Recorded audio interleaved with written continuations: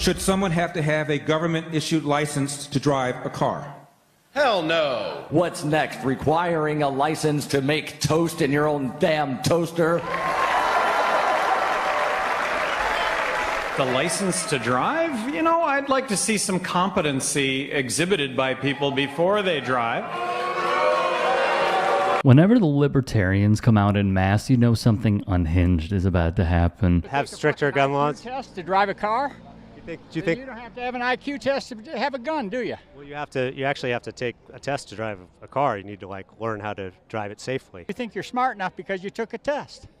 Did you pass a driver's test to drive? No. I'd learn to drive out in the woods. But you had to get a driver's license. You had to get a driver's license, right? For what? To drive a car. Why do you need a driver's license to drive a car? Do you know how to drive a car? You have to have one to drive a car, though. That's it's the law. Suggestion. Regardless of whether or not this guy identifies as a libertarian or knows who they are, he still echoes their core, defining belief. The individual is always more important than the collective. The good liars have sparred with these folks on numerous occasions before, and they were back in action again at the recent Libertarian National Convention that featured the likes of this dude. Shut down the FBI. Shut down the ATF. Shut down the CDC. Shut down the U.S. Department of Education. Fire 75% of the federal bureaucrats in Washington, D.C., and send them home packing because they never should have had that job in the first place. Rescind every unconstitutional federal regulation that Congress never passed. SEC to FTC to FDA to TSA. I call that one thousand standing around, by the way. God knows what. And this absolute buffoon. And they asked me why I wasn't wearing a mask, which nobody was except for the NBC film crew. And they said, wasn't I scared of dying of COVID? And I said to them, there's a lot worse things than dying. And they said to me, like what? And I said, like living like a slave. But the real stars of the show weren't the guest speakers, but rather the audience members in attendance and how they reacted to the speakers. Well, what are your thoughts on Donald Trump speaking here tomorrow? I can't repeat what I'm thinking. It sounds like it's not a good thing, though. It was ridiculous. He has his own platforms. He doesn't need ours. We pay for our own mics. We pay for our own dais. We pay for our own conventions. He has his own. How do you feel about Donald Trump speaking at the Libertarian National Convention? If he was coming here to debate our candidates, and this is true for Joe Biden or anybody else, I would welcome that, but he's not coming here to debate us. He wouldn't even debate his fellow Republicans all primary season. He ducked the debates. You know, they were calling him Donald Duck, which I thought was very fitting. If you could give a message to Donald Trump, what would it be? Go away. And why are you angry that Trump's going to be featured here? It's insulting that, you know, one of our opponents, especially from the duopoly, is taking up our convention space. Yeah. And what are you planning on saying? You'll wait and see. It may surprise you that members of the taxation is theft and eliminating the federal government party would be this vocally against Trump, and to their credit, they have some valid criticisms. Everyone at the convention, except for the MAGA fans, know that Trump is only there to scrape the bottom of the barrel for as many votes as possible, which did not go as planned.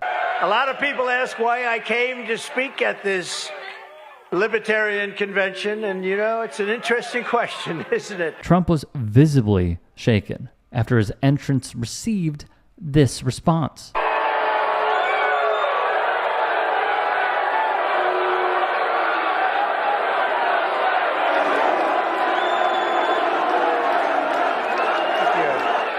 And the boo birds kept coming after him over and over and over again. Anyone can talk about defending freedom, but I've actually put everything on the line to resist these despots and these stuff.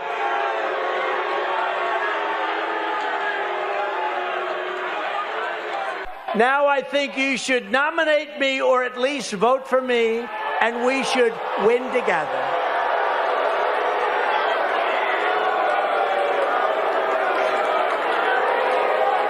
You heard those words. Nominate me or vote. Vote for me. Because the Libertarians want to vote for me, and most of them will. And it's very important. Nothing says these people will vote for me quite like getting booed and heckled by the most active and involved members of the party's base. You can even tell from Trump's voice that he doesn't believe his own sales pitch and is feeling the weight of the hostile crowd, much different than the usual high-energy screeds he usually goes on at his own rallies. In this election, we need your help. We need your support. When I'm in the White House, you will always find an open door to the Oval Office. Trump is acting exactly like his cult members do here, pouting and whining when things don't go their way and eventually snapping when it becomes too much for them to handle. Only if you want to win. Only if you want to win. Maybe you don't want to win. Maybe you don't want to win. Thank you. No, only do that if you want to win. If you want to lose, don't do that. Keep getting your 3% every 4 years. This may be one of Trump's biggest self-owns of all time. The sheer irony of begging a group of voters, then flipping on the same group you're pandering to, and then downplaying their impact while you're still speaking at their event. It's a perfect encapsulation of the clown show, of our entire political system, and how it has always been. If you can and are willing, please become a paid member here at TYT Sports. And or go to tyt.com/join. In addition, you can follow me on Twitter, Instagram, and TikTok. Appreciate it. Have a great day.